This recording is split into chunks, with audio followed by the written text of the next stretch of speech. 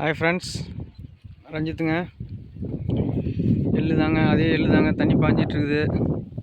5 நாளைக்கு முன்னாடி தண்ணி கட்டிருக்கணுங்க. கிழங்கு பிடுங்க, குச்சி பிடுங்க, மரவள்ளி கிழங்கு பிடுங்க ஆரம்பிச்சாச்சுங்க. அதனால் அதை பார்த்துக்கிட்டு இது தண்ணி கட்டாம விட்டாச்சுங்க. அதுக்கு தண்ணி பாய்க்கிறதுனால தண்ணி எல்லாம் ரொம்ப ட்ரை ஆயிடுச்சுங்க. அதனால் மரவள்ளி பிடுங்க கிழங்கு பிடுங்கிறதுக்காக அதுக்கு தண்ணி பாய்ச்சிட்டு இதுக்கு தண்ணி கட்ட முடியலைங்க. இதை பாருங்க, மரவள்ளி கிழங்கு பிடுங்கிட்டு இருக்குது. இன்னும் ஒரு நாள் மட்டும் இருக்குங்க. இல்லை, இன்னும் 2 நாள் இருக்கும். தண்ணி எல்லாம் பாஞ்சிச்சு. அப்புறம் தான் இன்றைக்கி எடுத்து விட்ருக்குறேன். பூ மேலே இருந்த பூவெல்லாம் தண்ணி கட்டாதனால பூவெல்லாம் கீழே கொட்டிருச்சுங்க. பாருங்கள், கீழே கொட்டி கிடக்குது பாருங்கள் பூ. அந்த மாதிரி ஆகிடுச்சிங்க. அவ்வளோதான் ஆச்சுங்க. அடுத்தது நெல் அறுக்கிற மாதிரி வந்துடுங்க. இன்னும் 3 நாள் கழித்து நெல் அறுத்துட்டு அடுத்த 2 நாள் கழித்து மக்காசோளமாக அறுத்துடலாங்க. இன்னும் 2 வெயில் இருக்குது. மக்காசோளமாக அறுத்துடலாம். நெல்லுக்கு தான் இப்போ தண்ணி பாஞ்சிட்டு இருக்குதுங்க.